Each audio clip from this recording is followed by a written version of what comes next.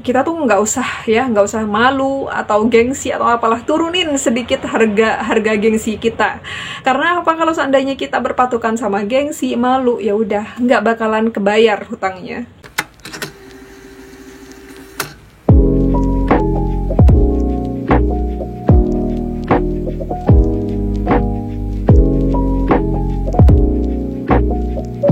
Halo, assalamualaikum warahmatullahi wabarakatuh, sahabat para pejuang Riyadhah.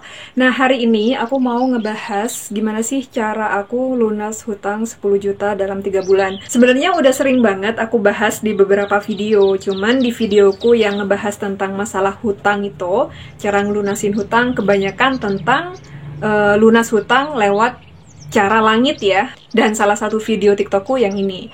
Nah, di situ aku cerita, aku lunas hutang dengan wasilah Riyadhah W40H. Tapi sebenarnya teman-teman, saat aku pingin lunas hutang itu, aku nggak cuman Riyadhah aja, tapi ada ikhtiar-ikhtiar lain yang aku lakukan selain Riyadhah dan sholawat. Lebih ke ikhtiar buminya atau usaha selain amalan Riyadhah tadi. Hari ini aku mau ngebahas ada 6 ikhtiar yang aku lakuin saat itu. Semoga cara ini jadi solusi juga buat teman-teman yang mungkin sekarang lagi terjerat hutang ya, baik riba ataupun non riba. Langsung aja, pertama yang aku lakuin adalah saat aku tahu aku berhutang 10 juta dan harus lunas secepatnya, itu adalah niat bayar hutang. Nah, ini kenapa aku taruh di paling atas, karena kalau seandainya kita cuman mau, ingin, tapi nggak beneran niat dalam hati, itu bakalan susah, teman-teman. Nah, untuk niat sendiri, itu juga nggak sembarang niat, teman-teman. Harus ada aksi nyatanya. Ada, actionnya, kayak gitu.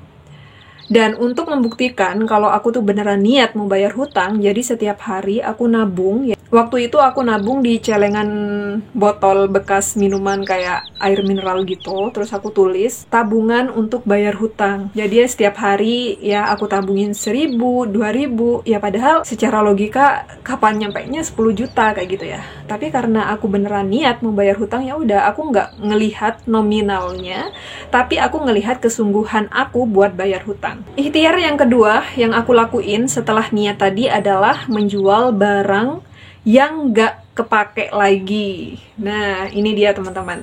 Dulu aku sempat jual rombong ya, kayak rombong apa ya. Dulu kan aku pernah punya planning mau jualan, kalau nggak salah kayak apa ya, makanan ringan kayak gitu. Terus aku udah punya rombongnya atau tempatnya, apa ya namanya ya, kiosnya mungkin ya. Bukan kios sih, lebih ke kayak gerobak. Nah, kayak gitu. Jadi gerobak itu mangkrak di rumah. Setiap aku lihat, kayak sepet aja mata kayak gitu ya. Mana aku mikirin hutang, mikirin gimana caranya dapetin uang, akhirnya aku jual lah si gerobak tadi. Saat itu aku jual murah banget ya dari harga belinya, tapi nggak apa-apa karena aku di sini tuh niatnya untuk menguangkan barang yang nggak kepake itu tadi, ya udah nggak apa-apa, aku ikhlasin.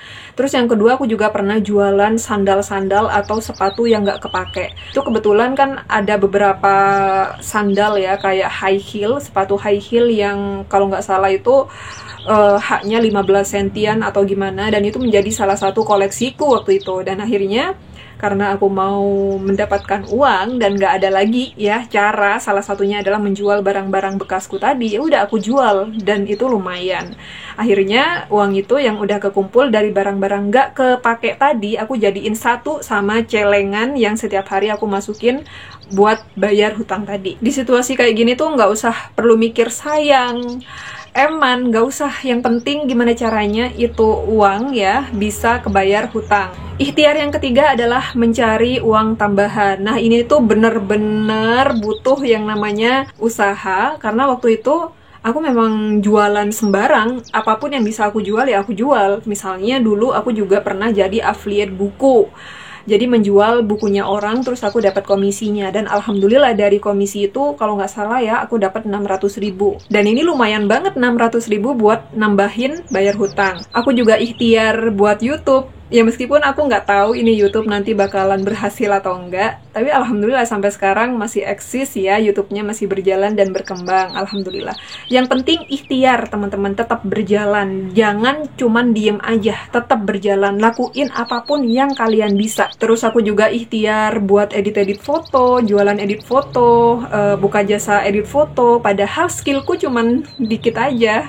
Aku nggak ada basic di situ, tapi aku niat karena mau bayar hutang, ya udah aku berapapun hasilnya waktu itu aku jalanin, dan alhamdulillah sampai sekarang ya pekerjaanku di jasa freelance. Pernah juga jadi reseller kosmetik, reseller baju anak kecil, pokoknya semuanya aku jalanin. Intinya apa? Aku dapat uang tambahan. Kita tuh nggak usah malu atau gengsi atau apalah, turunin sedikit harga gengsi kita.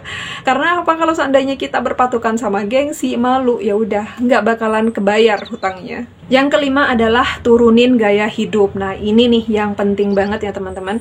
Sebelum aku ada niat mau bayar hutang, setiap bulan itu pasti aku yang namanya belanja gamis, belanja sandal, sepatu, atau apapun lah itu. Sampai barang-barang hal yang nggak penting pun aku beli kayak gitu. Aku rubah semuanya, nggak pernah beli yang namanya gamis kalau nggak butuh-butuh amat. Gamis yang ada selalu aku pakai dan nggak pernah aku beli lagi selama masih bagus kayak gitu ya. Jarang juga beli hal-hal yang nggak penting. Mau beli itu masih dipikir 2 atau 3 kali, baru kalau seandainya memang benar-benar butuh aku beli. Kalau nggak butuh ya nggak beli. Terus aku juga udah mulai jarang keluar sama teman-teman aku, ngabisin waktu sama suami aja di rumah kayak gitu ya, buat kopi sendiri, terus nonton film bareng, udah cukup, nggak usah yang kemana-mana. Dan nurunin gaya hidup itu benar-benar berpengaruh banget. Diajak teman keluar juga aku milih mending di rumah aja ya, kayak makan-makan di rumah, terus buat apa, masak-masak bareng kayak gitu, daripada aku keluar ke kafe ngeluarin uang atau duit yang banyak. Selanjutnya, pisahkan kebutuhan yang benar-benar penting sama kebutuhan yang hanya sekedar keinginan. Nah, kalau yang ini aku benar-benar perhitungin banget ya untuk masalah pengeluaran dan pemasukan, karena saat itu aku hanya bergantung sama pemasukan dari suami. Jadi setiap suami gajian aku langsung pisahin nih uang-uangnya untuk belanja 1 bulan. Misalnya kalau dalam 1 bulan ya, ini misal aja, setiap hari kita ngeluarin uang 50.000 atau 30.000 lah buat belanja yang namanya kebutuhan sayur dan lain-lain. Nah aku pakai ini, apa ya namanya ya, ini dompet. Jadi aku pakai dompet organizer kayak gini. Jadi aku pisahin satu-satu uangnya, ini mulai dari tanggal 1 sampai 30. Kalau untuk sekedar keinginan, misal kepingin beli ini, tapi sebenarnya nggak butuh-butuh amat, nah biasanya aku tunda dulu sampai berapa bulan. Aku pikir dulu, beneran butuh nggak ya? Terus kalau aku beli, kira-kira mau dibuat apa? Kira-kira penting banget nggak sih ya? Karena kalau seandainya kita pingin hari ini, terus kita pending kayak gitu ya, misal 3 hari, itu keinginan bakalan pergi kalau bener-bener nggak butuh.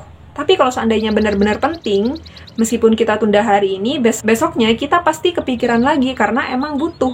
Nah itu dia cara membedakan mana kebutuhan yang penting dan nggak penting-penting amat. Dan yang terakhir, berhenti berhutang secara konsumtif. Saat itu aku bener ngehindar yang namanya hutang kredit. Entah itu kredit HP, kredit barang apapun yang katanya DP-nya murah, angsurannya murah, aku hindarin ya. Bahkan untuk perkara HP aja, aku kan waktu itu ikhtiar YouTube ya. Aku nggak mau loh ganti HP baru, beneran. Jadi aku bener-bener pakai HP lamaku buat nge-YouTube.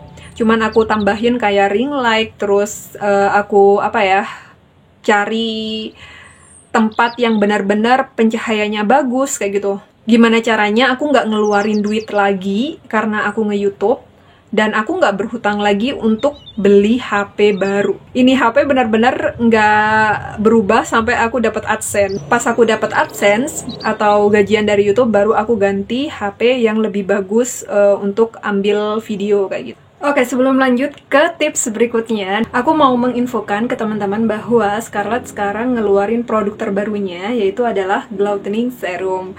Nah, jadi meskipun nih ya, kalau aku itu lagi ngirit-ngirit nih buat pengeluaran, terus ngirit-ngirit buat gak beli gamis dan yang lain-lain, tapi untuk perawatan muka, aku tetap Jadi selama ini aku pakai rangkaian face care dari Scarlett yang itu benar-benar harganya terjangkau, gak mahal ya, ramah di kantong, tapi hasilnya gak main-main. Ini aku hanya pemakaian beberapa hari aja udah kelihatan hasilnya. Setiap bangun tidur tuh kayak ngerasa senang aja, kayak gitu, wajah lebih cerah, terus kenyal juga, tekstur kulit juga lebih baik dari sebelumnya yang biasanya kusam, kering, karena udah pakai rangkaian skincare dari Scarlett ditambah sama gloutening serumnya, ini lebih enakan kayak gitu di wajah dan lebih kenyal.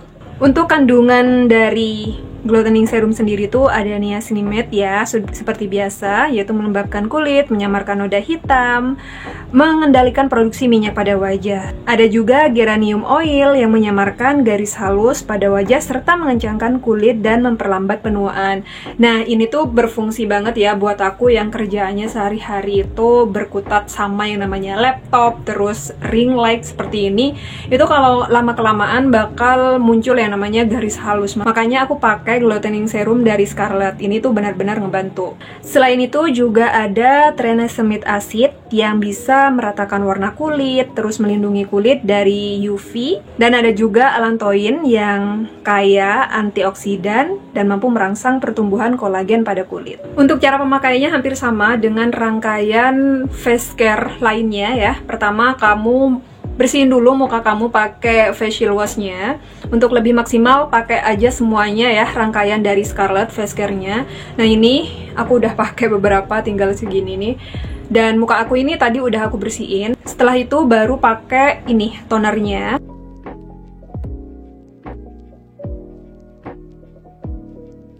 Langkah kedua, kalian bisa pakai serumnya ya. Yang di sini karena aku nggak berjerawat, jadi pakai yang Brightly Ever After Serum. Tinggal ditap-tap aja kayak gini. Langkah ketiga, untuk lebih maksimal jangan lupa pakai gloutening serumnya ya. Ini asli buat kulit lebih cerah dan glowing sehat. Untuk tekstur gloutening serum sendiri ini beda ya sama yang serum Brightly Ever After Serum, jadi lebih kental dan berwarna putih seperti ini.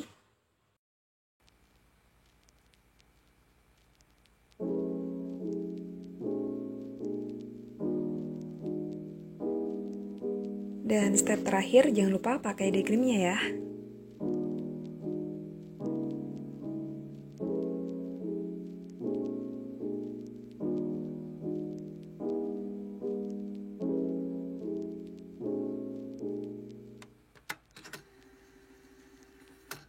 Nah, ini bisa kamu lihat gimana hasilnya. Ini benar-benar buat kenyal dan glowing serta cerah. Ini asli bakalan aku pakai seterusnya, selanjutnya, sampai habis. Mungkin nanti aku bakalan order lagi. Seperti biasa ya, produk Scarlett semuanya itu aman karena udah terdaftar di BPOM. Dan untuk harga, ini 75 ribuan aja. Jadi benar-benar ramah di kantong. Untuk cara ordernya, bisa langsung aja cek di description box. Nanti akan aku cantumin juga linknya, link Shopee, IG, dan WA-nya. Sekarang kamu nggak perlu ngeluarin uang banyak untuk skincarean karena produk Scarlett ini udah keren. Jadi buruan order. Nah, itu dia yang aku lakuin buat ikhtiar buminya, bayar hutang 10 juta dalam waktu 3 bulan. Dan alhamdulillah itu bekerja banget. Ditambah ya, minta bantuan sama Allah, ditambah Riyadhah WY40H dan SYA40H. Karena percuma juga kalau seandainya kita ikhtiar bumi, tapi nggak pakai ikhtiar langit. Nggak minta bantuan sama Allah. Minta bantuan sama Allah, tapi kita nggak mau gerak. Ya sama aja, Allah nggak suka sama orang yang males. Jadi sama-sama imbang, harus sama-sama berjalan. Insya Allah bakal lunas hutangnya. Itu aja video kali ini, semoga membantu buat teman-teman yang terjerat hutang saat ini. Aku doain semoga secepatnya lunas, selunas-lunasnya, nggak berbekas. Dan aku doain juga nggak ngutang lagi ya setelahnya. Ya udah, kita jumpa lagi ya di video berikutnya. Jangan bosan jadi orang baik dan jangan bosan juga untuk istiqomah riyadhah. Komen doa terbaikmu ya di kolom komentar. Insya Allah nanti didoakan bareng-bareng sama teman-teman yang lain. Kita jumpa lagi di video berikutnya. Assalamualaikum warahmatullahi wabarakatuh. Bye-bye.